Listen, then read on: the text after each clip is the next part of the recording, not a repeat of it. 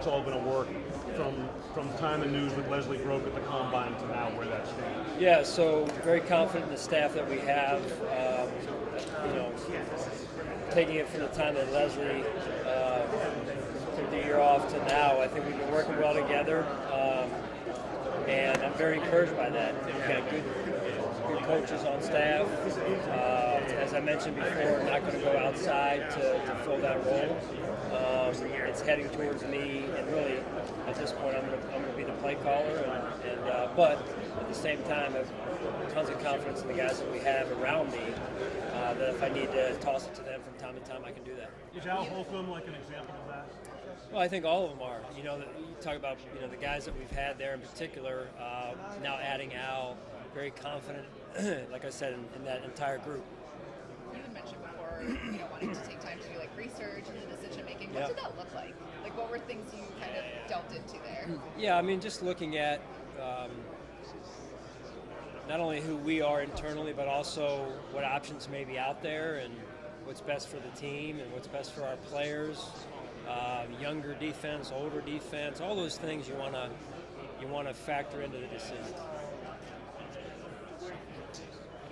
For those who aren't there every day, can you just where things are in the process with the right hand and making a decision where you are as a team trying to support and help them make that? Yeah, that's really where we're at. The support, trying to assist anywhere we can, not just football-wise, but everything that goes into just him and his life, and just because he came through that situation doesn't mean we stop with the support. So we're hopeful that he plays, but at the end of the day, that's a decision that he's going to make, but we support him whether he decides to play or not. You guys Going through consultations with specialists, getting all the information that he needs before it's then is on him to make up his mind. Is he close to getting through the information gathering process? Well, I think the best way to say it, that process continues. You guys have so many support systems for players in place already, but this is such a different scenario. How do you find ways when it's so unprecedented of like what we need to do to support him?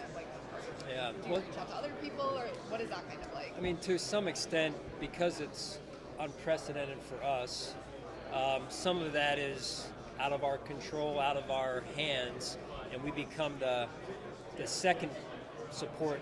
Not the primary support or the lead dog. He's got other people that he's going through his process, and we just try and support from the back or the side if we need to. But we're just praying for him and hopeful that everything turns out okay. Sean, Calling the plays this year, what do you have to adjust on game day? How do things change for you? How do you spend this time kind of preparing to do that and the head coach responsibilities? Because obviously you've called plays before, you know how to do that, kind of adding that on to what you do now. Yeah, look, it's been done before, so it's what I did coming up through and something I'm very comfortable with. And again, I think that the key here is I've got a really good staff around me that will allow me to even going back to the decision, it allowed me to even think that was possible was because of the staff that I have around me. If you don't have that type of staff, then, I mean, it could go in a lot of different directions, right? So we're just going to take it one day at a time. I mean, that's where we're at right now. And look, if we come to a deal and it's like, hey, this isn't working because of the breadth of the job in addition to the coordinator piece, then I'll turn it over. So I'm very confident in the people in the room. Does that involve you at all giving some other game day responsibilities to potentially someone else? Anything else you do as a head coach during game days, or is it pretty much you'll still do all of that? Yeah, I mean, pretty much. I anticipate still doing everything else. Maybe cut a little piece of the pie off and share it over here, over there. But outside of that, I'm pretty comfortable with what that entails. Does anything change philosophically in terms of how you want to see that defense called and executed? We'll see. Again, a lot of respect for Coach Frazier. Thought he did a really good job over the 6 years, and appreciate the work he put in. And I think everyone has just slightly their own way of their own signature, if you will. And I learned years ago, even working for Ron Rivera, defensive coach, I was a defensive coordinator.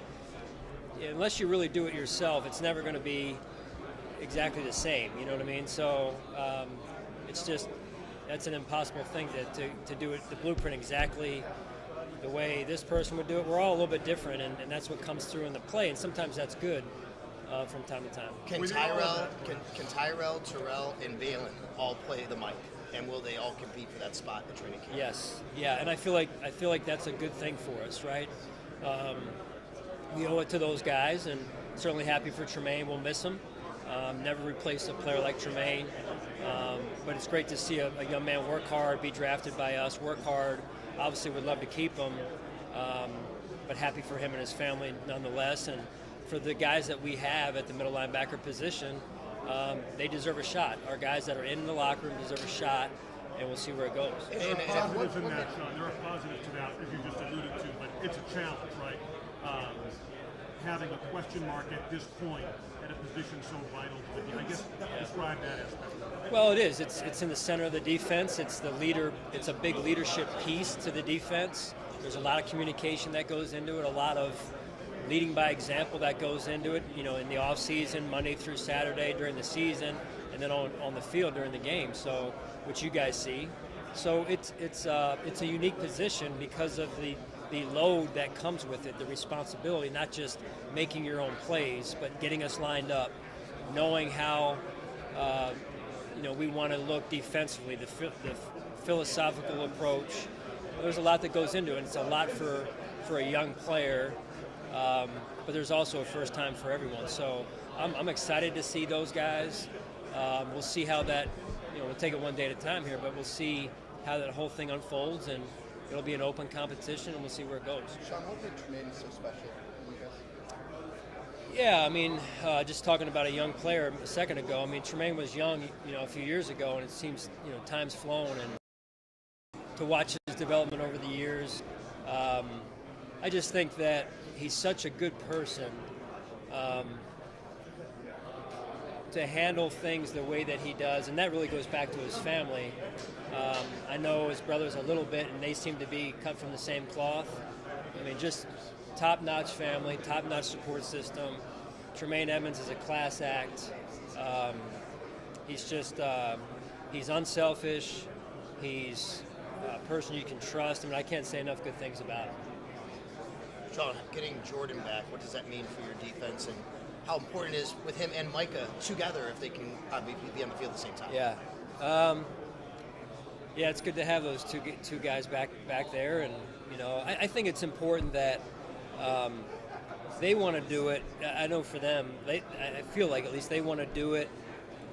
They have so much pride in kind of their team within the team, the two of those guys, and to see what happened last year, as you saw, it was kind of, after really the second game, it really wasn't anymore.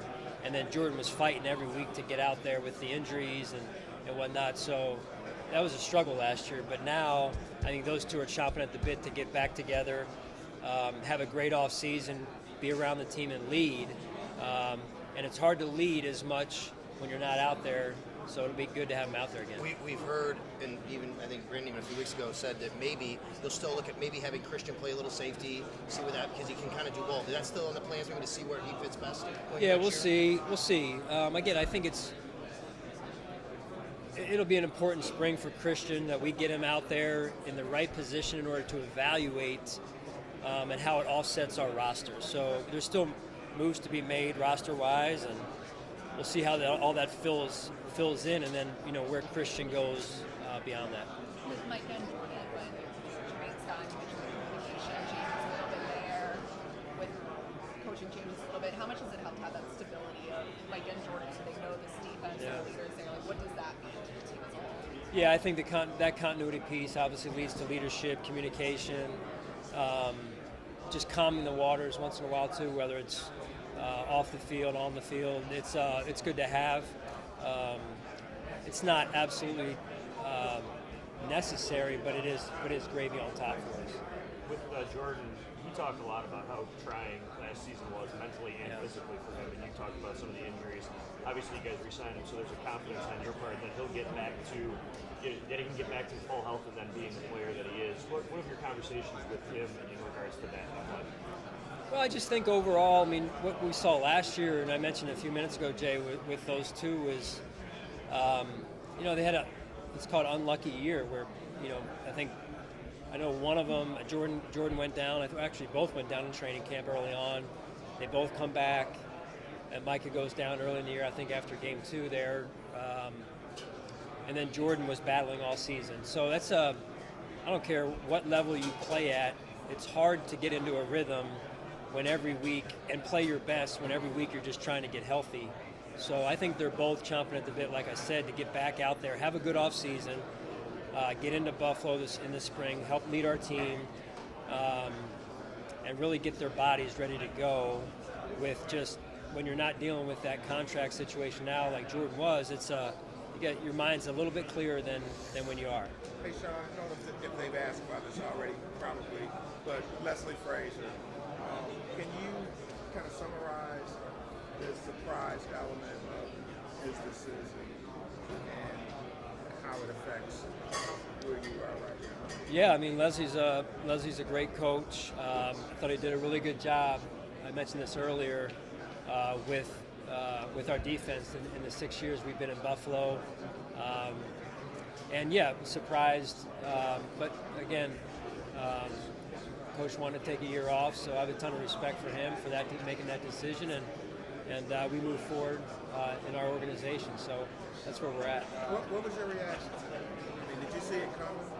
No, I don't think you ever see those things coming, but you respect it, right? You respect it. So. Yeah, then we move forward, with what we have to do. Are you going to call the play? Yes.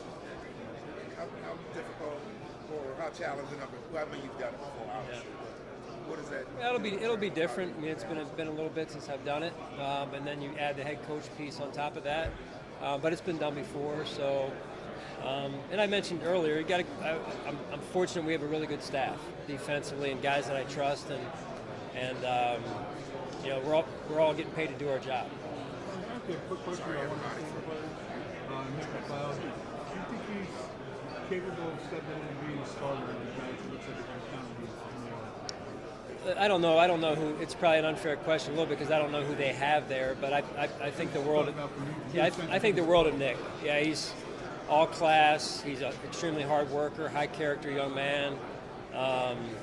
Worked really hard for us in Buffalo, and I think early on he left and then came back, and I thought that said a lot about who he is and as a person and what he values in terms of the environment he likes being around. So always pulling for Nick. Was he a guy when they claimed him and said, wow, we would like to cut him in the practice squad? Yeah, obviously we brought him back. He had left and then we brought him back, or he came back, right? Kind of takes two there for that to happen. So when you're around young players, you like to see and take time and watch them develop. And we were hoping that was going to be in Buffalo for Nick, and obviously then they know 3/4 of our roster. So. But as the years go, hopefully it'll. Right. Yeah. You talked to David, and it's like being there. Yeah. It's like being able to watch the Bills the last couple of years. You're familiar with him. What do you expect him to bring to you? Well, first and foremost, I really enjoyed our time. I'd never met Damien, and for years watched him on the field, and I just love the combination of size, some power, and speed. Now, listen, he's got to stay healthy because it's great to have all that, but if you're not healthy, you're not helping us. So we're going to have to do our part to help him with that and help manage those areas, and he's going to have to do his part in that as well. But I think that was a good pickup for us. Obviously, sad to see Devin move on, but what a great young man he is, and super happy for him and his family. And so we'll see how it goes, and feel good about Naheem and James all the while, and we'll see where that goes as well. I think a lot of people like the Harris signing, in terms of how do you see him? You mentioned the power and the speed, that combination, maybe complementing what you have in James Cook coming into what's potentially a kind of a further breakout year for him and Naheem back there. Yeah, I think the biggest thing, Adam, is the speed element, right? I mean, we felt like we needed a slightly bigger back, but not a 250-pound cloud of dust type of guy. So to find a player with some size, with some power, but also has the speed element to go along with it, I think that's hard to defend because not only can you run up inside, but you can get to the edge from time to time, and an 8-yard run can go to 18 or 80. So I think that element is dangerous and puts a little bit of fear into some defensive coordinators. I read some of the things you said this weekend to Judy Batista about Josh taking so many hits, and you obviously want to make sure that he stays as healthy as he can for a long time. Can you kind of walk us through that thought process of having your offense? You don't want to take that away from Josh, like you said, but you got to protect him better, or is it running the ball better? All those things that can go through your mind of how to do that better. Well, I think overall, this is going to be. I don't know if we'll ever stop this conversation, right? I mean, it's just gonna. It's Josh's style of play and his personality, his competitive nature. But the style of play needs to continue to evolve. And I think with that, we'll chip away at some of those unnecessary hits, and we'll be left with, hopefully the goal is left with just ones that come up through the course of doing the job, because it's important that he's healthy, right? And in this league, it is very hard to stay healthy unless you play a certain way. And so that's all we continue to work on that. But the mobile quarterbacks I've been around, that's an ongoing conversation for pretty much their whole career. Or those questions that you guys are asking, you can just, put them on a loop. With that in mind, knowing that, yes, that way Josh plays, we're probably going to ask you that every time we talk to you. Yeah. Has the conversation though with him evolved in a way? Is it when he was starting, it was one thing? Has it changed in what you need for him to adjust his game? Has he taken on things, adjusted? How has that changed? He has. No, and his growth, due to his growth, his maturity, all those conversations, whether it's about his, taking hits or whatever, they've all developed and changed over the years. So, yeah, I mean, that's the natural course of the evolution of a player. Yeah. Brandon had talked to us about signing Kyle Allen and how you guys felt you didn't need as experience necessarily of a backup quarterback in there for Josh, and how he's grown to a certain point where he doesn't maybe need that voice in there as much. Is that also trusting Josh and to do a certain amount? What goes into that not feeling like you need as experience of a guy? Well, when you're young and you play the quarterback position, the quarterback position in and of itself is a unique position in the NFL, and it can be pretty lonely at times. And picture 3 people in a meeting room versus 10 or 15, right? So you're going into a pretty small meeting room that's only occupied by 1 or 2 other people. And after a tough game, it gets to be pretty lonely. So when you have a veteran piece in there that you can rely on and that meets you when you open the door, that person's sitting in there and they can say, hey, relax, I've been here before, that's critical for a young quarterback. Josh has now grown to the point where he's a veteran quarterback. He's been through the highs and lows of the NFL for the most part, and now it affords you an opportunity to put a younger or entertain the thought of putting a younger player in the room with Josh. And rightfully so, Josh knows the system now, more than any other quarterback would know it. It's really his system at this point. When you mentioned, though, after a hard loss, having someone you can talk to, how much does it help that Josh and Kyle have that relationship of, that small group like you mentioned? Yeah, no, their relationship is very close, and I think it's going to be. I'm interested to watch it develop even more now, being in the same meeting room where, hey, it's not all it's business at times now too, right? So that'll probably grow their friendship even more. I think that'll be pretty exciting to watch. So you're going against a rookie quarterback, first-year starter. Is it pretty much a given you're coming after him until he proves otherwise?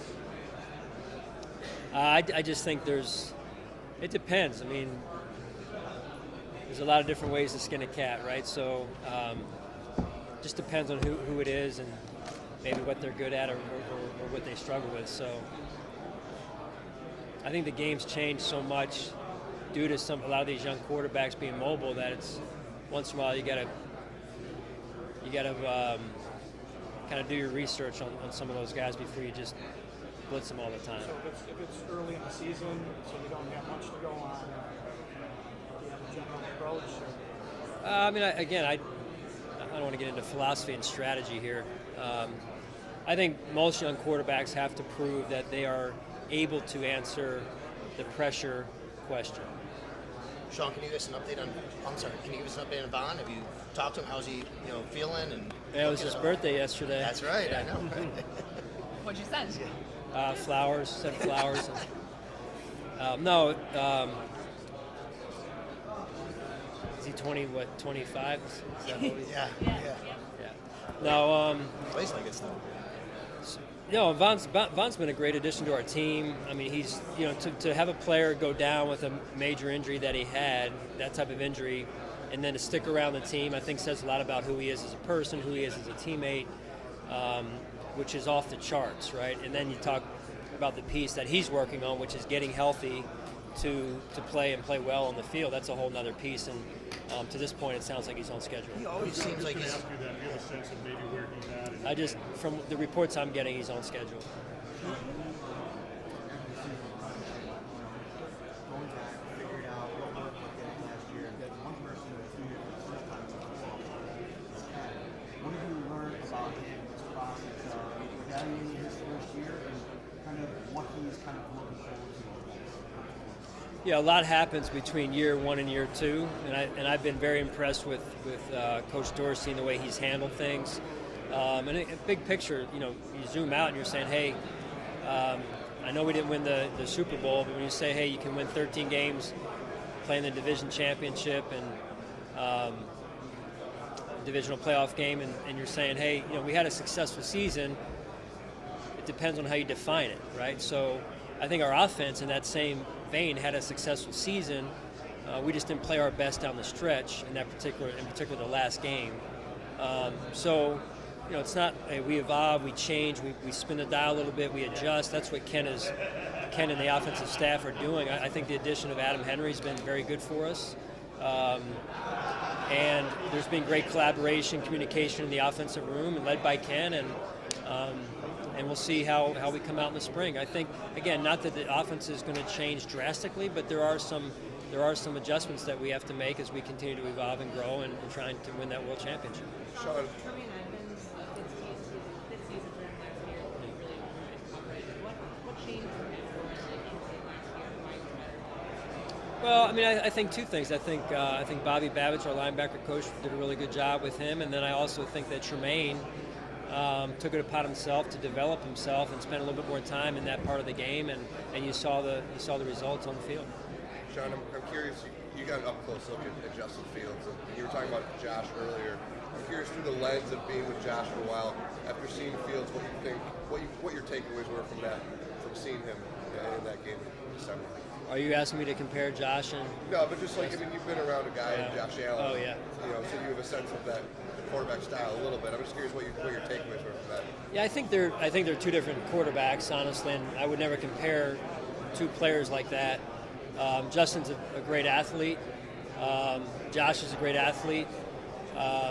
Justin's just coming out of year 2, going into year 3.